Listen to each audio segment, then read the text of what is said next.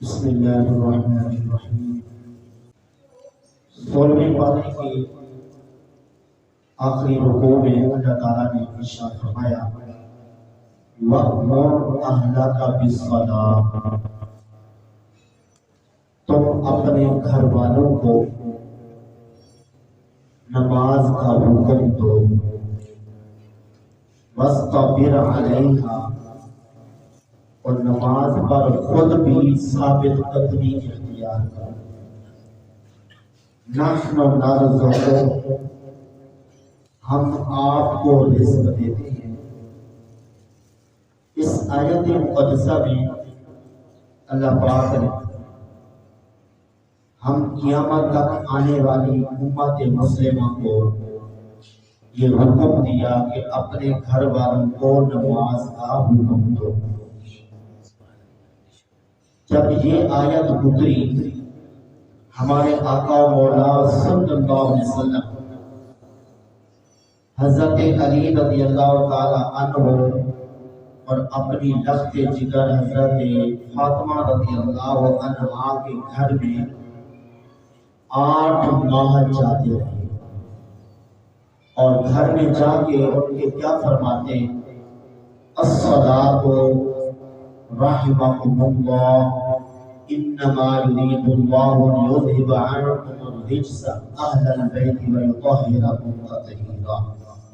مطلب یہ کہ نماز کی تلقین کرنے کے لیے حضور اپنی بیٹی حضرت فاطمہ رضی اللہ عنہا کے گھر میں 8 ماہ جاتے رہے، حالانکہ شادی شدہ تھی اور حضور نے خود ان کی تربیت فرمائی، لیکن 8 مہینے ان کے گھر میں جا کے نماز کی تلقین کرنا یہ ہمارے لیے سبب ہے کہ ہم اپنی اولاد کو نماز پڑھنے کی تلقین کریں۔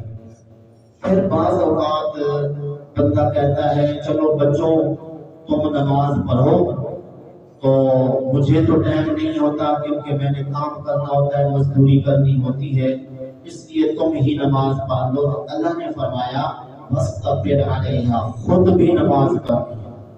ایسا نہیں کہ دوسروں کو کہنا ہے خود نہیں کرنا، ایسا نہیں کرنا، دوسروں کو بھی کہنا ہے نماز کا اور خود بھی نماز پڑھنی ہے۔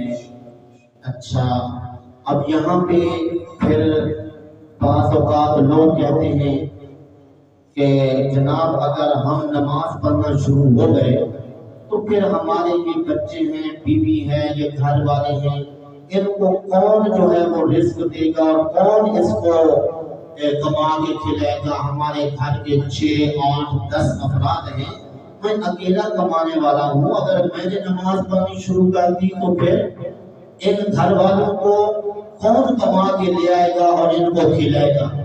اللہ پاک نے اس کا جواب ارشاد فرمایا نحن نرزقک، تو یہ سمجھتا ہے کہ تو کما کے دیتا ہے، تجھے بھی ہم ہی رزق دیتے ہیں۔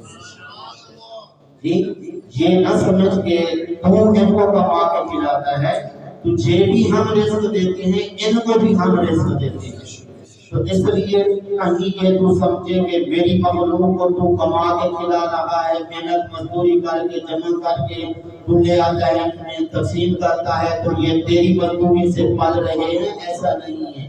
تو اس لیے نماز تو نے خود بھی نہیں چھوڑنی ہے اور تو نے دنیاوی کوئی فکر نہیں کرنی ہے کہ کہیں روزی کی فکر کے اندر تو نماز چھوڑ دے، باقی نیک کام روزے چھوڑ دے، کہ ایک سال میں 1 مہینہ آتا ہے، 11 مہینے کے بعد روزے، تو اس طرح تو روزے اس لیے چھوڑ دے کہ جی میں گھر کا جو ہے وہ راشن کس طرح لے آؤں گا اگر میں نے روزے رکھنے شروع کر دیے۔ تو اللہ نے فرمایا کہ روزے رکھنے بھی تیرے ذمہ، نمازیں پڑھنی بھی تیرے ذمہ، باقی رہا رزق اور مخلوق کو پالنا وہ میں رب عطا کرتا ہوں۔ تو ان کو بھی ہم دے رہے ہیں، ان کو بھی ہم رزق دے رہے ہیں۔ تو اس لیے جتنی آج کل فکر رزق کی کی جاتی ہے، اگر اتنی فکر آخرت کی جائے تو اللہ پاک کتنی رحمتوں سے نوازتا ہے۔ آئیے ذرا جو بندہ آخرت کی فکر رکھتا ہے اور دنیا کی فکر اس کو نہیں ہوتی، ہاں اپنے ذمہ جو کام ہے اللہ تعالیٰ کی طرف سے محنت مزدوری وہ کر لیتا ہے، لیکن اس کو فکر کون سی ہوتی ہے؟ آخرت کی، میری قبر کے اندر میرے ساتھ کیا بیتے گا، میدان محشر کے اندر میرے ساتھ کیا ہوگا، یہ آخرت کی فکر جو رکھتا ہے، اس بارے میں ہمارے آقا مولا صلی اللہ علیہ وسلم نے کیا ارشاد فرمایا؟ آئیے ذرا توجہ سے سنیے۔ حضرت انس رضی اللہ تعالی عنہ فرماتے ہیں، آقا کریم صلی اللہ علیہ وسلم نے ارشاد فرمایا، جو شخص آخرت کی فکر رکھتا ہے تو اللہ تعالیٰ اس کے دل کو ماندار کر دیتا ہے۔ کیا مطلب؟ اس کو دنیاوی کوئی فکر نہیں رہتی، اس کو کبھی یہ سوچ نہیں رہتی کہ میرے پاس رزق کیسے آئے گا، میں اپنے بچوں کا پیٹ کیسے پالوں گا، اور یہ محنت مزدوری جو میں کرتا ہوں اس سے میری پوری ہوگی یا نہیں ہوگی۔ آقا کریم صلی اللہ علیہ وسلم فرماتے ہیں اللہ تعالیٰ اس کے دل کو ماندار کر دے گا، کبھی اس طرح اس کی توجہ ہی نہیں جائے گی۔ اچھا جی، اگر توجہ نہیں جائے گی، آخرت کی ہی فکر ہوگی تو زیادہ کمائے گا نہیں، تو اس صورت میں پھر یہ گھر کے جتنے افراد ہیں ان کے ہاں وہ کیسے پوری ہوگی تھوڑی سی مزدوری؟ آقا کریم صلی اللہ علیہ وسلم نے آگے ارشاد فرمایا دنیا اس کے پاس ذلیل ہو کے رہے گی۔ دنیا کی فکر نہ رکھے، آخرت کی فکر رکھے، دنیا اس کے پاس ذلیل ہو کے آئے گی۔ لوگ خود آگے جی منت سماجت کریں گے، ہماری طرف سے قبول کر لیں جناب، یہ افطاری کا سامان ہے جناب، یہ سحری کا سامان ہے، یہ آپ کے بچوں کے لیے یہ ہم سے لے لیں۔ اب دیکھیں نا جو مولویان کرام ہیں، مسجد کے ائمہ کرام ہوتے ہیں، ان کو لوگ کتنی تنخواہیں دیتے ہیں جی؟ ویسے تو لاکھوں روپے کمانے والے ابھی مہینہ نہیں ختم ہوتا پہلے ہاتھ سر پہ رکھا ہوتا ہے، خرچہ ختم ہو گیا، کسی سے ادھار پکڑی جناب، یہ کیا وہ کیا۔ لیکن مولوی صاحب جس کی 10-15 ہزار تنخواہ ہے، لاکھوں روپے کمانے والے آگے کہتے ہیں مولوی صاحب دعا کریں حالات خراب ہے جی۔ مولوی صاحب کو اللہ نے کتنا کرم اس کے اوپر کیا، تنخواہ تھوڑی، لیکن چونکہ مولوی آخرت کی فکر رکھتا ہے، ہمیشہ لوگوں کو بھی آخرت کی فکر دیتا ہے۔ قبر کو یاد رکھو، میدان محشر قیامت کے دن کو یاد رکھو، تو اس لیے اللہ تبارک و تعالی کہاں سے ان کے لیے رزق کے اسباب پیدا فرما دیتا ہے۔ تو بہرحال فرمایا کہ جو آخرت کی فکر رکھتا ہے اس کو دنیا کی فکر کوئی نہیں رہتی، دنیا اس کے پاس ذلیل ہو کے آتی ہے۔ ساتھ ساتھ فرمایا اگر اس کے کوئی کام بکھرے ہوئے ہوں اللہ ان کو جمع کر دیتا ہے۔